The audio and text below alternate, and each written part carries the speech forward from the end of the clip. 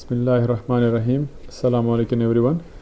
Today I will be talking about how to prepare your resume or CV, and inshallah in the next different presentation or video I would go over how to write a personal statement and maybe some other videos later on depending on different topics. So my name is Ayaz. I work as a clinical MR scientist in a children's hospital here in Memphis, Tennessee, USA. So before I go over my presentation, I would like to acknowledge these resources and people whose PowerPoint I used and my own information as well. So it's very important that you should know yourself. In other words, that you should be able to introduce yourself, and the best way to introduce yourself is you should know your strengths and your weaknesses. And how would you use your strength to basically overcome your weaknesses? That's the most important thing. Okay, and then once people ask you about about yourself, you should be able to describe your achievements, your long-term goals, and how you plan to achieve these goals, and then basically the timelines that in the next 2 years where will you see yourself, in the next 5 years, and then 10 years, and what is your long-term goal. It's all about writing your own story. The best thing that you could do in writing any CV is, what is the purpose, what are the audience, and what medium you should use. The purpose is, of course, delivering the message that you have the capabilities, you have some unique strengths, techniques, and skills that you want to sell to get a job or a PhD position or a scholarship. Okay, so your audience would be either the people who are looking for an employee, or any organization who's providing scholarship, or an admission. In case of admission, it will be a university. So what medium you would use, it will all depend who is your audience. It's a poll just to see that how many of you think that how long any recruiter basically spend time to review your CV. The maximum amount that spend is like 2 minutes, and that's true. I would say probably the B is the most appropriate answer. So what should your CV contain? Okay, your personal information, a personal profile, okay, but not necessary. Your test scores, and this should be in the same order, and then your education, then research work, then any relevant work that you have experience with in particular field, your work history, the skills, and then the references. Okay, and we'll go over one by one in the next few slides. So education is the first one. If you write your education, start with the most recent one and write the name of the degree, where you get it from, and the GPA. Publications, okay, any paper, abstract, thesis, anything that you have written, they can be used as a publication. So they should be written in the same order that I have mentioned them here. Any research work, even if you have done as a volunteer work and that was published, if not published, you may have presented some poster or abstract, that you should mention in your CV. Any poster presentation, any talk that you have given, not necessary it has to be a technical or related to your field, as long as you have done some posters and presentations and some talk. So these are the things that your employee, your organization, a scholarship organization, or any admission office would like to know that how good you are in public speaking. So these things shows that you have a public speaking skills. In employment, always remember that you have to cater your your experience, employment experience. Sometimes you have more than one experiences, so you would write the one which is relevant to them, to show that you have already some experience and you may be helpful or very good fit for their position. Or in terms of applying for scholarship or admission, same thing goes. So let's say if you already have some experiences in research project, one of them is really related to their project, mention that one in more detail. If you have any extracurricular activities, please mention that, like any sports team that you have been part of, or you have done anything besides studying. It is important to mention because that shows that you manage your time so wisely that you have time to study, to work, do other things, and also be part of any sports or any other physical activity. Any honors and awards that you have achieved, please mention those. Even if it's not related with your field, that's fine. It shows again your character. So CV is all about your character, that what exactly your personality is. So this is very important that you should mention this thing in there. Now, when you talk about any university organization, that could be anything. It could be a debate an organization that where you were part of as a debater or just a moderator. Anything. It could be research, non-research, any social organization that do any kind of social services or work. Please mention those. If you have any teaching experience, if you teach your student, which are your juniors or anybody else, please mention that. If you have any community services done, please write that it may be something like you help some poor people, you go to some old houses or senior citizen house or people who are needy or handicapped, and you go and work with them. You can definitely mention that. If you have taught any courses or any kind of education that you provide to elementary or secondary school, you can mention those. Sometimes you can do that to an underprivileged or poor areas. You can go and basically provide them free education once a month, once a year, whatever time you can spend, and you have done it, please mention that. So in personal statement, details, your name comes first, and please do not write CV on top of. Just say, your name. That should be the heading, okay, on top of the page, okay, and then after that it should be address. So your city and country is enough. Telephone number, if you want to put, you can, especially for outside. You don't have to, but definitely your email. But please do not write emails like the example I have given here. Spider-Man, PK, and cute princess and all that. This is not professional email addresses. Please use or make a professional email address for your Facebook, for your Skype, for your email, and always use those. Okay.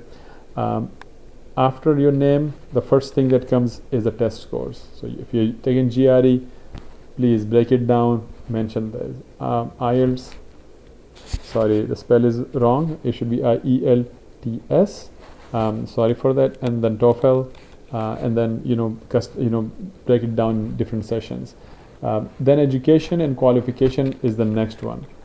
Okay, and this is, if you see that after your information, your score, your education, and then comes your research. So these 3-4 should be on the first page. It is very important that you should provide all the necessary information, okay, in the first page. So when they review it, the first page, they get all the information that they may be looking for. In education or qualification, always start with the most recent one. Don't forget to write the current job or the project or the group, the study that you are doing. Mention that. Include any final year thesis that you are working on or any final year project you are working on. Mention any relevant coursework. Okay, you may have so many courses taken, but do not mention each and everything.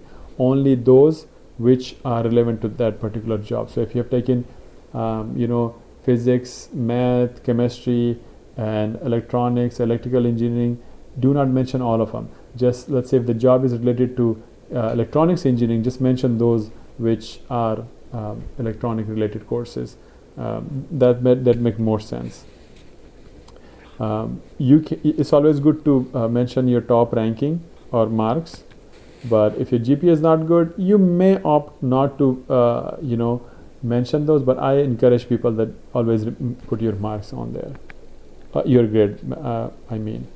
Include the year of study, like if you have done from 2010 to 2014, from January 2010 to December 2014, please mention that. Primary school is not necessary, so don't put those information in there. So this is how it should look like for education. Because a lot of people then ask, how should I put it? And if you write it this way, then the whole CV should follow the same pattern. Okay, so your date goes on the right. Okay, the name of the university, then education, and then the major modules you can put, and some highlights, like you were on the these were some of the highlights of your education, and then goes for your middle school, high school, and the dates are on the left side. You can also use this one where you can say, okay, BA social science, social work, your bracket GPA, the name of the university, date here, city and country, and then thesis title. The thesis title will go, and then you write a few lines about your thesis. Major courses, what are the courses that you have taken, so you can write those, and again that's some kind of project that you did. Of course, it doesn't look like relevant to them, but it's just to an example showing that how you should write some of the highlights. So all these information is necessary because they need to know that this is something that you recently have achieved in your career. Then come your high school, same pattern. Okay, courses, major courses, of course there is no project, so you can just mention the courses. For publication, always remember last name, first initial. Just like you cite any research paper in your publication, when you publish any paper, in the references, the way you write any references, the same way you should mention it here. Okay, and this is just an example given here. Conference paper, same thing. You would write last name, first initial, then all the, if there are more than 3-4 authors, you can always say et al, and then title of the paper, and then year and volume, version, page number. So these are the information that you have to provide them. So if they want to search it, they will just copy and paste in the Google online, and they will be able to see, because they need to know which number author you were. So if you already highlight them for them, like bold them, that is even more appropriate. Okay, and then conference paper, same thing. You can use the same format, except that here you're not going to use the journal volume or version and all that. Rather you would say what were the name of the conference that you published, and then the date, and the year, and the city and country. If you have any paper that it is not published, or you have submitted it, or if it's still in process, you can write it, and then in the bracket you would say in process, or submitted at the journal, or accepted at any journal. Okay, any talk or presentation or posters, if you have given any talk, invited talk by any department, any school, university, any other anybody beside, even in your department, please mention it. The purpose is that they want to know that you are providing this information indirectly, that you know how to speak, you know how to give a presentation. See, this is something that when you provide them, you're not really saying verbal, you're not writing, oh, I know how to present. You're saying, I have given a presentation. Indirectly, you're trying to tell that I know how to give a presentation, okay, and I'm a good public speaker. I know I have experience of speaking in front of 15, 20, or 100 people. Okay, so that's invited talk. Any presentation that you have given even in your class, you can mention that. Your poster, if you have done any poster, please, if it was in university, any information not necessarily related to your research work, but still you can mention that. Now this is the most important part, skills. Skills you can divide in technical skills, okay, organizational skills, and social skill. Now in the technical skill, you can write about all the tools, techniques, different things that technically you have acquired. Okay, so here are some of examples I have written. Expert in making circuit boards, or intermediate experience in writing C++ code, or if you have any knowledge of statistical analysis, you can say I have beginner or some knowledge of statistical analysis using SPSS or Excel sheet, those kind of thing. Project management or implementation, that could be somebody who has done like maybe MBA, BBA, some kind of business background.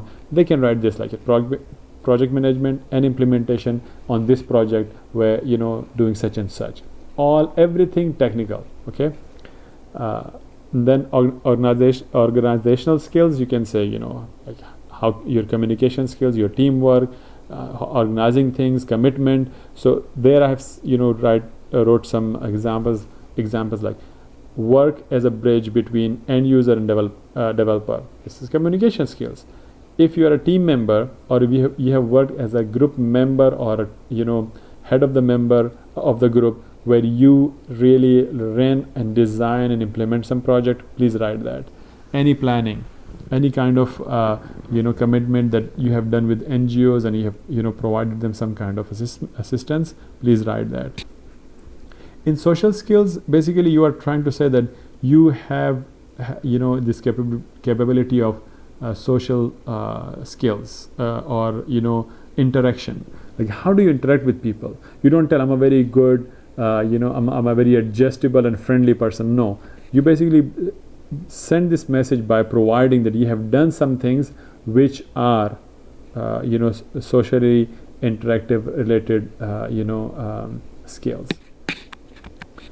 Work experience, so date and name of the company, position, location, where was it, which country, city, and this is all about selling your skills, providing all the evidence to tell them that what exactly you have done previously that might help you being a strong candidate for this position, or a scholarship, or admission. Here is just an example. Never write, I did this, I did that. Basically, I know how to do it, this and that. Don't say that. Rather, provide them what were the responsibilities and what exactly you did to achieve your goals. That is the most important thing. Okay, so in your job, you did such and such. This was your responsibility, and when you did that, you achieved your goals. This is how you basically provide the evidence for being a good employee, or somebody with a good work experience. References, you can basically say furnished on request, but I would say that it's always good that in any case you should always talk to your the people who would be you would be putting as a referee. Okay, so ideally one academic and one previous or current employee are good, but since you are if you are applying for a scholarship or admission, even your teachers, lecturers are okay. Okay, not necessarily there has to be a professor. As long as they have taught some courses, that is more than enough. Ask their permission, don't give their names, because sometimes you don't have to just provide the letter. They will send them a link, and they have to go on and provide about you some of your about your personality, like how good that person is, and doing stuff at time at work, what is the behavior. So they have to basically write those things, and it comes as a link, and it's all not something that you can look at. It's confidential. Use relevant references if possible, like don't give somebody it's appropriate that if you give name of your instructors rather than somebody that you worked with, especially if you're applying for a job, for a research position or for a scholarship. But if you don't, you can provide anybody who knows you in person. And again, you can just say references available on request. Matching your CV with your job or company, or with your PhD position or scholarship. See, it's one of those things that it is not one size fit all. Okay, you need to tailor, you need to modify, you need to change your CV every time you apply for different position. Read about the organization, do some research, see what is their mission statement, what are their biography, their mission statement on their website for their research lab, for university or organization, and then the professor who would be basically in charge, read about them, their research focus, current research papers, get familiar what kind of things they are doing and what kind of person they're looking for, and then accordingly you should change your CV. Presentation of your CV. So the first visual impression is very important. Make sure that it's nice, clean, in a good flow, and then it should be on the A4 paper size, or whatever the paper size you use. Just make sure that it fits properly. Don't use a double-sided. Keep your CV to two papers. That should be okay. Okay. Check your spelling always. Use bullet points, bold font. If any kind of moderation if you do, you basically you can use it just to highlight. And then formatting, make sure it's consistent.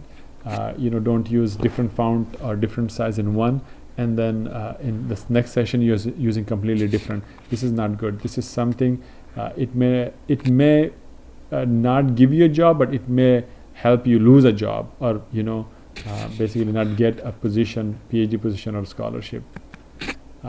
11 to 12 font size is good, and these are some of the examples that you can use as a style.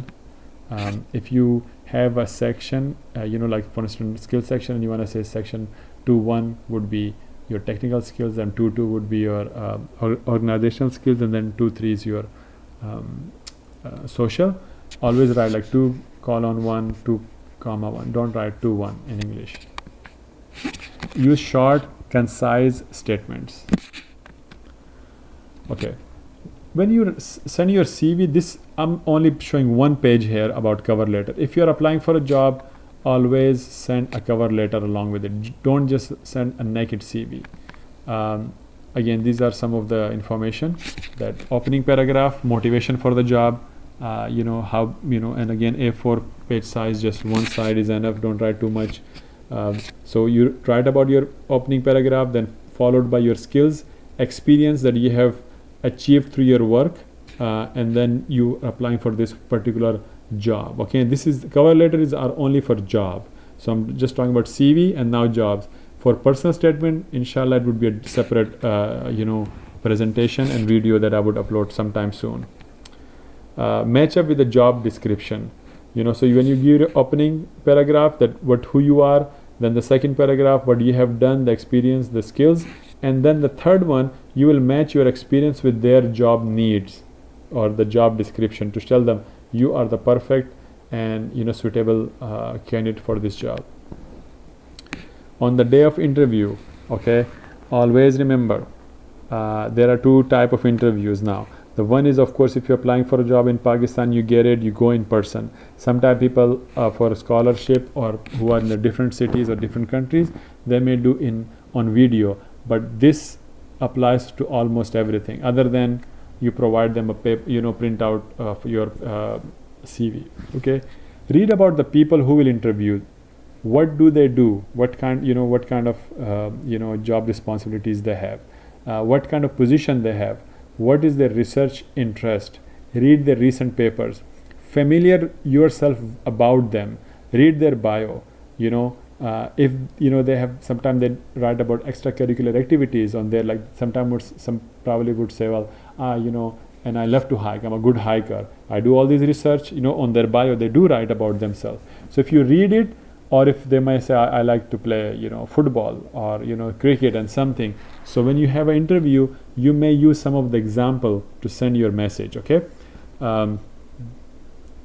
And then what are different interests they have in terms of research. So if they tell you, okay, few people will interview you, ask them what are their names, what are the designation. They will email you, Dr. such and such, and this person is supervisor, that person is the administrator. So you will read about them on their website. Okay. And for other than that, see, when you go for an interview, it's very tricky, very important that you should keep in mind that you should look sharp, nice. Okay, your body language, your posture, how do you look, your gesture, where do you look at when you speak? Do you speak while they are speaking, or do you let them finish and then you give the answer? All these things are very important, and inshallah one day maybe I will give a presentation about this interview as well. So for now, I think that should be enough for CV. Just keep one thing in mind, just to give you some introduction about the CV. I should have done in the start, but after I thought it was a good idea that after I finish my presentation, I should talk about it. CV is all about you telling them that who you are without meeting them, and they need to know through your CV that what kind of expertise do you have. You don't tell them I have done this, I can do this, I can do that. No. You give all the information that you have, and through your work, your education, your achievement, you tell them these are your capabilities. It is all about selling your skills, your expertise, through your CV. and through CV they will know who you really are. Okay, so please spend time, weeks, month, that's okay, but make a good CV, write things and read it over. It is not an easy thing. Okay, it is not something that you can do one day. Take your time, spend some days, make it nice, then read it over, and make sure that you put good effort, and search online. There is a lot of resources online. I have found so much resources. I use those, and I make this PowerPoint presentation and video. You can read over online, get as much knowledge as possible. Knowledge is power. Okay, if you read few different examples and PowerPoint presentation, or watch some other videos, I'm sure there are other videos on YouTube, it will give you so much knowledge. When you sit down and write your own CV, it will be very easy for you. Here is my contact information. If any question, definitely you can leave the comments. I would be more than happy to help in any regard. But please, before you send me your CV, read it, make sure that you are happy before you ask anybody else to review and help you with your CV. Always have different second opinion. Ask the people who are senior, who have wrote their CV, to help you review your CV and give some comments. I hope that should help you. Inshallah, I may come back again with different videos, and please comment how you like and if it was informative or not. Okay, thank you so much. Assalamu alaikum, Allah Hafiz.